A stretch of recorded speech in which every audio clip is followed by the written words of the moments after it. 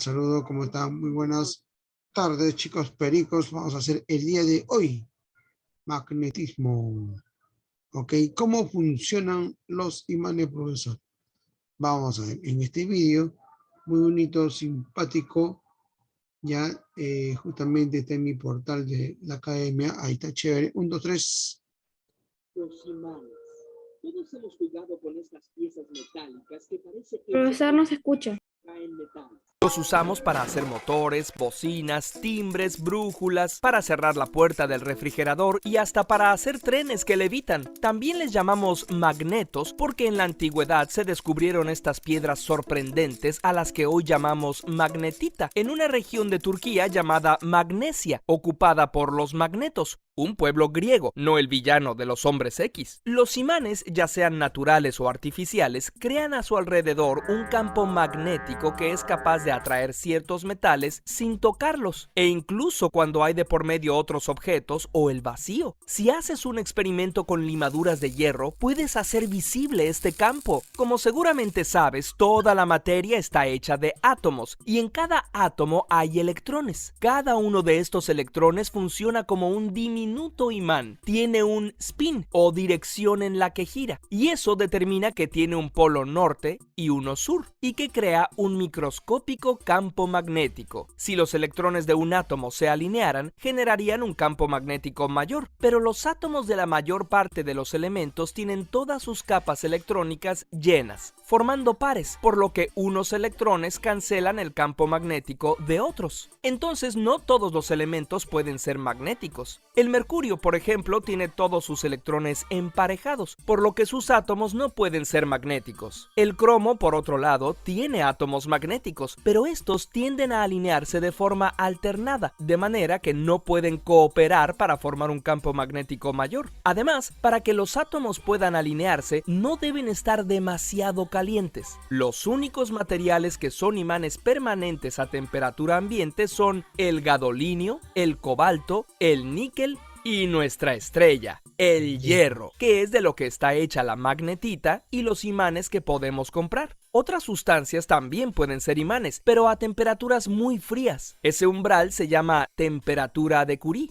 Pero, ¿por qué no todos los objetos hechos de hierro son magnéticos? Porque cada objeto de hierro está formado por secciones llamadas dominios, y generalmente sus átomos están orientados en diferentes direcciones. Pero si sometes el objeto a un campo magnético muy fuerte, uno de los dominios prevalece y los demás se alinean con él. Y así es como se hacen los imanes. Actualmente, los imanes más poderosos del mundo se hacen con una aleación de neodimio, hierro y boro. La estructura de sus cristales potencia la alineación de los campos magnéticos, haciéndolos tan poderosos que, si una parte de tu cuerpo quedara entre dos de ellos, podría fracturarla o perforarla. El objeto completo tendrá un polo norte y un polo sur. ¿Y si lo cortas en dos, te quedarán dos imanes con un solo polo? Pues no, los polos no son dos partes del imán, sino la dirección en que cada dominio, átomo y electrón están alineados. Si lo divides, obtienes dos imanes con sus respectivos polos. Los polos iguales se repelen y los opuestos se atraen.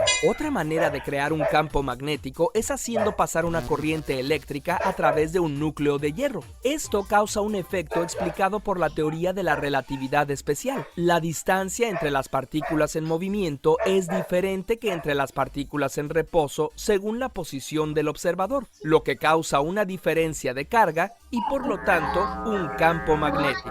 Bueno, y en primer lugar, ¿por qué los diminutos imanes, que son los electrones, crean campos magnéticos con la propiedad de atraer o repeler? La verdad, es uno de los grandes misterios de la ciencia. Solo sabemos que es una de las maneras en que los efectos cuánticos se manifiestan en nuestro mundo cotidiano. Lo que sí sabemos es que la palabra imán viene del francés aimant, que a su vez viene del latín adamant, que significa invencible. Igual que la palabra adamantio, que es el metal ficticio que usa Wolverine de los Hombres X. Ya me emocioné. Curiosamente, sus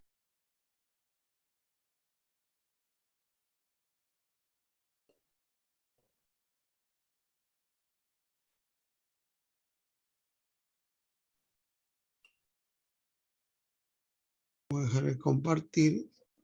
como han visto ustedes, ¿no? ¿Cómo es el imán, no? De qué época nosotros sabemos que existe, ¿no? Todos pensaban que el imán al momento de partirlo, ¿no? Solamente se partía de un polo, ¿no?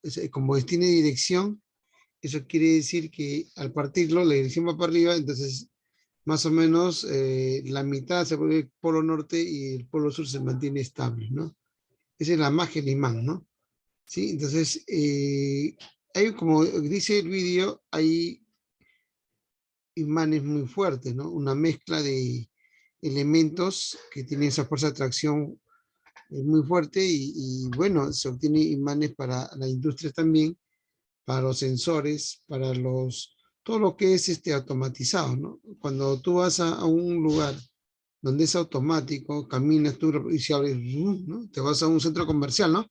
Centro comercial, no sé si por su zona habrá, entra y solito se abre la puerta, ¿no? Hay una plataforma donde prácticamente hay un imán en esa plataforma y hace que se abra la puerta automáticamente, ¿no?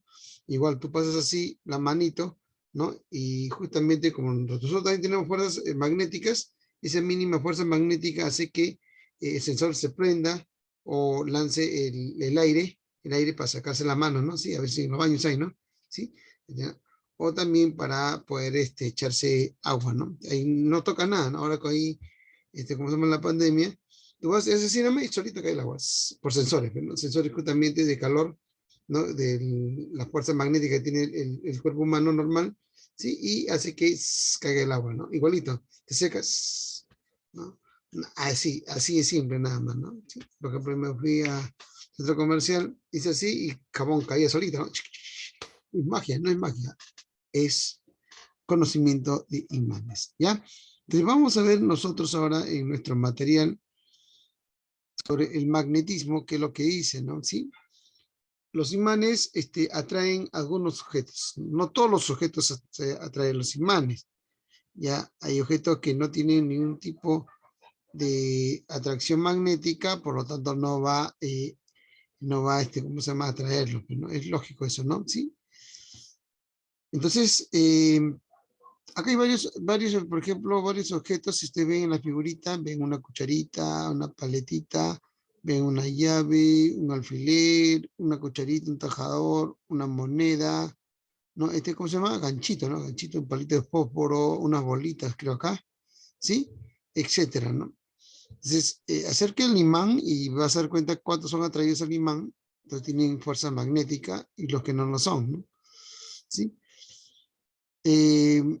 Tú acercas dos imanes y si ves si se acercan, allá son polos iguales, no, polos diferentes, ¿no? Y si se repelen, o sea, no, ¿no? Allá son polos iguales, esa sería la idea, ¿no? ¿Sí? El magnetismo, ¿qué cosa es? ¿Por qué es eso, no? El magnetismo es una propiedad, ¿no? Una propiedad de manifestación de un tipo de energía. O sea, el magnetismo es una energía en sí, ¿no? Que tienen la propiedad de traer los objetos, ¿no? Esa propiedad, ¿no? Se le llama magnetismo. Entonces acá dice, es una manifestación de un tipo de energía, claro, ¿no? Estos cuerpos que están formados por ese tipo de magnetismo se llaman imanes, ¿no? Alrededor de un imán se genera un campo magnético, ¿no? Como hemos visto en la electricidad, había un campo eléctrico, ahora vamos a un campo magnético, que en un espacio donde el imán es capaz de ejercer su fuerza de atracción. Pasa ese espacio, o sea, área, ya no atrae, ¿no? O sea, un poco más débil, ¿no? ¿Sí? Ah, ya, muy bien. ¿Por qué todos los imanes tienen dos polos, norte y sur, ¿no? Donde el campo magnético es más intenso, ¿sí o no? Ahí está, ¿ve? Ahí están los imanes, ¿ve? Ahí está, siempre polo y sur. Porque es por la dirección que tienen los electrones, ¿no? Dentro del imán, ¿no? Si tú partes el imán, otra vez por el norte y sur, ¿no? Profe, voy a partir de esto, pues solamente va a quedar norte y sur. No, no, no. Lo partes y otra vez se vuelve automáticamente en norte y sur. Ya, ya. Esa es la idea, ¿no? ¿Sí? Acá puedes darte cuenta que los polos iguales se repelen, ahí está, ¿eh? Y los polos que son distintos se atraen, ¿no es así? Ahí está. Entonces aquí tenemos la relación que se tiene el magnetismo con la electricidad. A eso se denomina electromagnetismo, ¿no? ¿Sí? La electricidad y el magnetismo son dos manifestaciones de energía, ¿no? Que están relacionadas entre sí. La corriente eléctrica hace que algunos objetos se comporten como imanes, como por ejemplo los electroimanes. El electroimán está compuesto por un objeto de hierro, ¿no? En lo que se enrolla, ahí está, enrolla un cable conductor o bobina también llamado, ¿no? Ahí está bobina, ahí está, como ves acá en la figurita, ¿sí? En los extremos de la bobina se conecta a una fuente de energía, puede ser una pila, ahí está como ves tú, una pila, ¿no? O una batería también puede ser, ¿sí? Entonces, en esa batería que ustedes observan, No se dejó de es comprar. una batería nueva, pero no, obviamente, una batería usada, ¿no? Ya, entonces acá está conectado, acá está el cablecito, ¿no? Y cuando pasa la corriente eléctrica, el objeto de hierro se convierte en un imán. El objeto de hierro se convierte en un imán. Sin embargo, el imán es temporal, ¿no? Porque cuando la corriente ya cesa, o sea que ya no pasa la corriente, ya no es magnético, ¿no? ¿Sí? O sea, el clavito ya no es magnético. El electroimán se usa en timbres, ¿no? Timbre cuando tocan, por ejemplo, la puerta, si no sé si tendrás timbre. Tum, tum, con sonido todavía, ¿no? Ahora musical. En trenes también, ¿no? En trenes también, ¿no? De levitación, ¿no? Y hasta en grúas, ¿no? En los imanes también se utiliza bastante, ¿no? Para que vaya, como chocas un botón, un imán, ¿no? Conduce todavía el imán por la fuerza de magnéticas. Esta es la forma como construir un electroimán, chicos. La forma como se construye un electroimán. Ya, ahí también, si quieren lo hacen en su casita, no es obligatorio. Y acá están los ejercicios propuestos que están en la página 8, que ustedes lo van a hacer. Para poder hacer esto acá, tenemos que definir qué es el campo magnético. Y justamente acá, caramba, disculpen, tengo también, se cortó acá la llamada. Aló, aló, aló, sí, tratamos acá todos juntos. ¿Aló? Sí, nos vemos, ¿no? Sí, estamos viendo, nos vemos. Sí, se va, profe. Ahí está. Ya, a ver un ratito, ¿ya? Para que vean.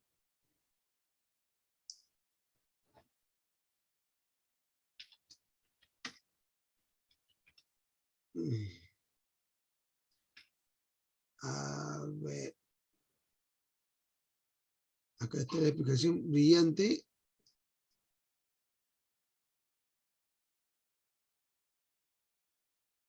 A ver, no sé. Soy la hermana Palma Reyes. Caramba, propaganda como siempre. Ahora sí, ahí está. Excelente, de mi gran amigo. No, acá está. Bueno, es ecuatoriano, pero está en España. Muy bueno, excelente. Es lo mejor que haya visto mis ojos. ¿Lo ven o no? Muy arriba, creo. Ahí está. Ahí. Sí, ¿no? Ya, chévere. Nos atacan las naves enemigas. ¡Demonios! ¡Prendan los escudos de campo magnético! ¡Prendan los escudos de campo magnético! ¿De acuerdo? ¡Prendan los escudos de campo magnético! ¿De acuerdo? ¡Prendan los escudos de campo magnético! No lo puedo creer, lo haré yo.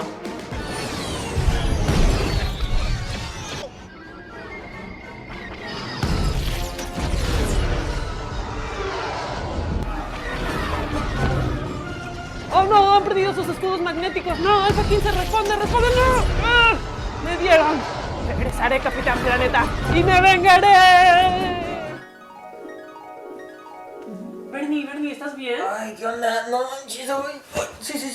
Te estás moviendo mucho. No, sí, todo chido. No manches, soñé bien loco. Soñé que la Tierra tenía así como un escudo invisible bien chido. Órale, qué padre. No, pues con razón, es porque estás escribiendo el guión del campo magnético. Ah, neta, me quedé jetón. Bueno, pues apúrate con eso porque ya tenemos que grabar. Venga, suscríbanse.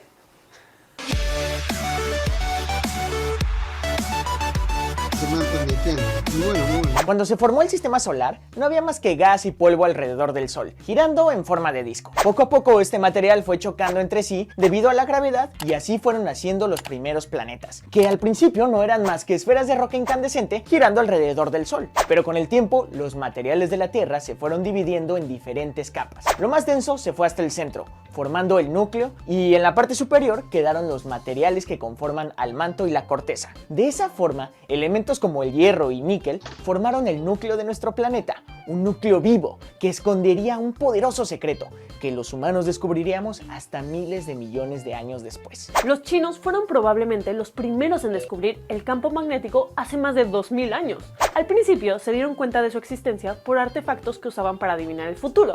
Estos artefactos estaban hechos de un mineral magnético encontrado naturalmente en la superficie de la Tierra, llamado magnetita, que al ponerlo sobre una vasija flotando en el agua se movía solito. Pero bueno, seguramente se dieron cuenta que dichos artefactos siempre se alineaban hacia el mismo lado.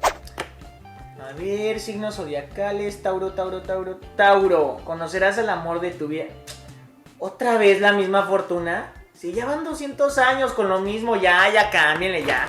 Y así fue como se dieron cuenta que debía haber algo más que estaba haciendo que sus artefactos se alinearan hacia la misma dirección. Y sí, ese algo más era el campo magnético. Y esa dirección hacia donde se alineaba era hacia la dirección de las líneas de campo, que salen del sur de la Tierra y van hacia el norte. Fue así como descubrieron varias características del campo magnético, como que el norte magnético y geográfico no están exactamente en el mismo punto, y que el norte magnético se mueve con el tiempo. O sea, neta que estos cuates lo descubrieron todo. Y de hecho, fue hasta mucho después que empezaron a usar artefactos imantados, o sea, brújulas, para guiarse en la navegación. Pero investigaciones recientes indican que la cultura olmeca en Mesoamérica podría haber inventado dichos artefactos mucho antes que los chinos, alrededor del año 1400 antes de nuestra era, es decir, 1000 años antes. Pero se especula que nunca se usó para la navegación, sino para fines decorativos y de observación astronómica. De cualquier forma, los procesos de la Tierra habían dispersado por ahí estas rocas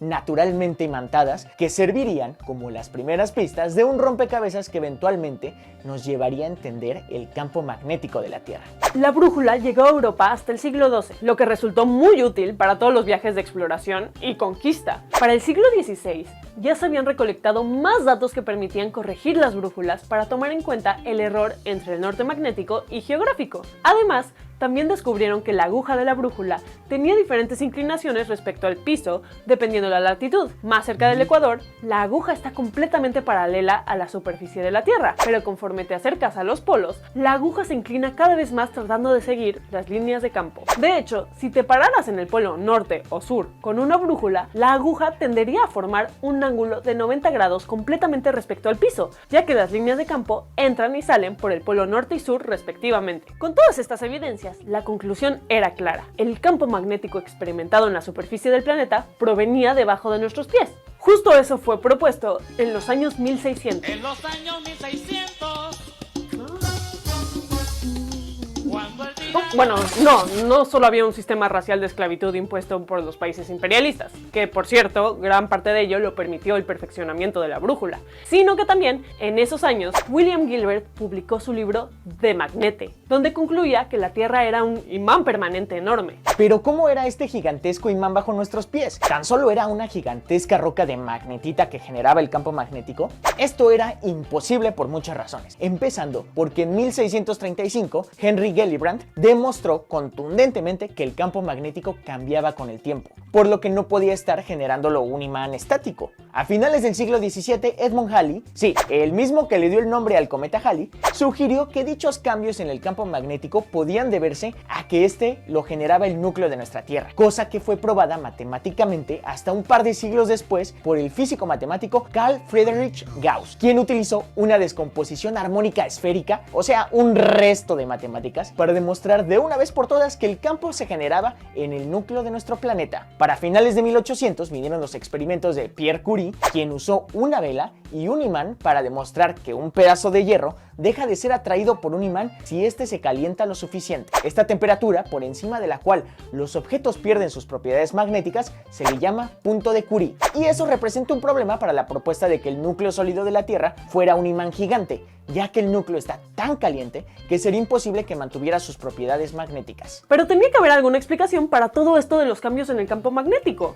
En los siglos XIX y XX había un gran furor por entender el magnetismo terrestre. Esta época estuvo llena de exploraciones hacia el Polo Norte, muchas de ellas mortales y de varios años. También hubo muchos geólogos que realizaron mediciones de minerales magnéticos en rocas del pasado. Esos minerales se alinean al campo magnético de la Tierra en el momento en que la roca se forma, por lo que dan información muy clara de todas las veces que el campo magnético ha sido revertido en el pasado. Es decir, que el Polo Norte y el Polo Sur magnético cambian de lugar. Toda esta evidencia, junto con los estudios del interior de la Tierra, dieron pie a la teoría de que el núcleo externo de la Tierra estaba en estado líquido y el movimiento de ese fluido, rico en hierro y níquel, generaba el campo magnético. Este proceso se debe a que la electricidad y magnetismo son dos fenómenos íntimamente relacionados. Siempre que haya una corriente eléctrica, habrá un campo magnético. Por ejemplo, si enrollas un cable de cobre y lo conectas por ambos extremos a una batería, estarás generando también un campo magnético, por lo que si le acercas un imán, tu cable enrollado comenzará a girar, generando lo que se conoce como un dínamo. En el interior de la Tierra pasa algo parecido, pero la corriente eléctrica se da porque el núcleo externo fluido, compuesto principalmente de hierro y níquel a altísimas temperaturas, es un material conductor en constante movimiento debido al proceso de convección, que se organiza en forma de churritos gracias a la fuerza de Coriolis dada por la rotación del planeta. Todo esto genera el inmenso campo magnético de nuestro planeta. A esto se le conoce como geodinamo y es uno de los sistemas geofísicos más complejos de estudiar e incluso hasta hoy en día no lo entendemos por completo. Se estima que en la actualidad el campo magnético se está debilitando, lo que usualmente significa que va a revertirse. Pero no se paniquen mis planetarios, porque en los últimos 100 años solo se ha debilitado en un 5%, y tendrían que pasar otros 1500 años para que el campo magnético en verdad sufriera cambios drásticos, o incluso llegara a revertirse. Pero esto no siempre sucede. Ha habido ocasiones en las que después de un periodo de debilitación, otra vez el campo magnético regresa a las condiciones normales. Además de que el polo norte magnético ha migrado a una velocidad de aproximadamente 10 km por año. En 1900 se encontraba al norte de Canadá y ahora está en medio del círculo ártico, pero se estima que se vuele la barda hasta Siberia. Pero además de estos datos curiosos, ahora que ya no estamos en esas épocas de navegación a la antigua, ni necesitamos una brújula para guiarnos en las expediciones a la montaña, realmente, ¿para qué nos sirve el campo magnético? Aunque no lo creas, nos sirve como un escudo protector contra las partículas cargadas provenientes del Sol, que de no ser por el campo magnético, penetrarían directamente a la Tierra y podrían causar afectaciones directamente a nuestros cromosomas. De hecho, hay veces de gran actividad solar en que ocurren grandes llamaradas que llegan hasta la Tierra y forman lo que conocemos como tormentas solares, en las que se pueden dañar las telecomunicaciones, las plantas eléctricas, sistemas de navegación y hasta podría destruir satélites. De hecho, son estas partículas provenientes del Sol las que son desviadas por el campo magnético terrestre y llevadas cerca de los polos, donde chocan con las partículas en nuestra atmósfera y producen luz, formando las maravillosas auroras boreales. Y no solo los humanos estamos obsesionados con el magnetismo terrestre. También hay muchos animales que pueden sentirlo y utilizan el campo magnético para ubicar su posición en el planeta Tierra e incluso guiarse cuando hacen migraciones. Algunos de ellos son pájaros, hormigas, tortugas y hasta mamíferos terrestres, los cuales cuentan con magnetorreceptores. Pero estos siguen siendo investigados y aún no se logra entender con totalidad. Y es así como este campo magnético que se genera en lo más recóndito e inaccesible de nuestro planeta tiene implicaciones en la superficie de la Tierra y hasta más allá de la atmósfera. Es una de las pocas cosas en la Tierra que tiene implicaciones en todas las capas de la Tierra y a todas las escalas, así como en los seres vivos. Entenderlo mejor nos ayudaría a entender mejor a nuestro planeta y a nosotros mismos, y lo intrínsecamente conectados que estamos con los procesos terrestres. Busca en tu casa en el rincón más olvidado, seguro tienes una brújula, o haz la tuya en tu casa magnetizando una aguja y poniéndola sobre un corcho flotante. Cuéntanos, ¿en qué latitud estás y qué tanto la brújula está inclinada hacia abajo o si apunta hacia donde creías que era el norte? Eso fue todo por hoy. Yo soy Raiza.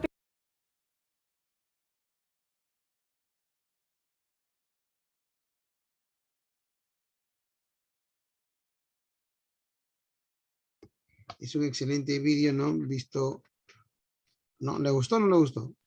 Sí, profesor, está Acuérdate que es perfecto. muy importante saber qué es el magnetismo, ¿no? ¿Qué es el campo magnético? Vivimos un campo magnético diario, ¿no? A ese papá, mamá está caminando por ahí y no sabe que gracias al campo magnético estamos vivos también, ¿no? ¿Sí o no? Que no solamente es en nuestro planeta, también fuera de nuestra atmósfera, fuera de nuestro planeta, ¿no? Y nos sirve como escudo protector, dice, ¿no? Sí, de todo lo que pueda llegar a nuestro planeta, ¿no? ¿Sí? Entonces, campo magnético y eléctrico son dos que están relacionados y eso se llama electromagnetismo. Por ejemplo, ahorita estamos conectados en forma electromagnética, ¿no? Gracias a los electrones cargados en el aire y la fuerza justamente magnética del núcleo de la Tierra hacia la atmósfera, que también hay electrones libres, ¿no? ¿Y eso cómo le llamamos? ¿Cómo le llamamos? ¿Inter qué? Internet, muy bien, ¿no? Ah, se da cuenta, ustedes tienen juegos de video, pero no saben que los juegos de video justamente antiguamente eran con botones, ¿no? Que se veía bastante el campo magnético, ahora se ve con, bueno, ¿cómo le llaman eso? Con el, ya me olvidé su nombre, caramba. En mi época era bueno, el manual de funciones, pero ahora tiene su nombre, ya me olvidé el nombre que tiene, ¿no? Para poder utilizar en los juegos de video, ¿no? Sí. El control, ¿no? El control, ahí está, su control, el control para juegos, ¿no? Pero todo es magnético. ¿Qué tal si se va el magnetismo del planeta Tierra? Olvídate. Podría haber electricidad nada más, sí, pero sería un campo eléctrico fuerte. Pero sería no estable, ¿no? Entonces, todas las cosas, inclusive la gravedad, estaríamos flotando en el aire, ¿no? ¿Sí? Y haríamos fuera de nuestra torre y moriríamos también, ¿no?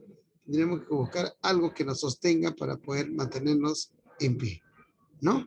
Sí, bien, entonces ya tienen ampliamente dirigido esto acá, entonces ya pueden hacer su tareita, ¿no? Ejercicio propuesto, página 8, último tema de la clase de la siguiente, sí o sí, una practiquita y hacemos las prácticas de las clases. Profesor, práctica de página este 8. tema o del anterior.